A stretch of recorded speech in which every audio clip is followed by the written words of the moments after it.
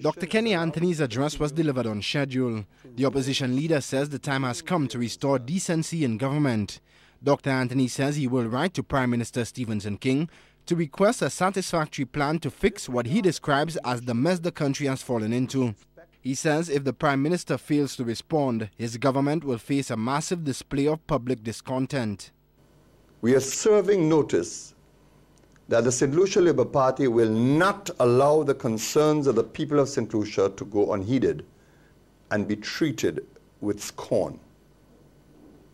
We will take the necessary action to force this government to act in the best interests of the people and the country. The opposition leader says his party will force the King administration to account for the state of the economy. Dr. Anthony says the current administration has proven that it is not capable of governing the country.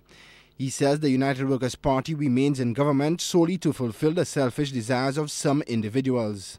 There is widespread belief that deep divisions remain between and among UWP parliamentarians.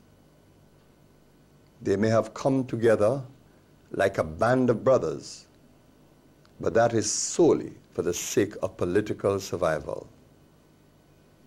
There is still intense distrust with the inclusion of Honorable Rufus Bousquet in the cabinet of the government of St. Lucia. The opposition leader also called on Prime Minister King to put an end to public speculation over the Richard Frederick matter on suspicion of tax evasion. The Customs Department has been in the spotlight for its role in the arrest of the government minister. Dr. Anthony also expressed concern over reports that another government minister might be in breach of customs regulations. There is growing concern that yet again another minister has breached the Customs Act, and there are attempts to cover up his actions. There is a call for the Richard Frederick issue to be dealt with immediately and show to the nation where right or wrong lies.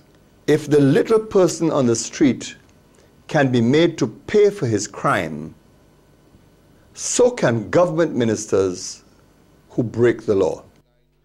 Dr. Anthony says Prime Minister King must redress the many issues that overshadow his government. He says until that is done, the St. Lucia Labour Party will continue to apply pressure on the government to ensure that St. Lucians get good governance.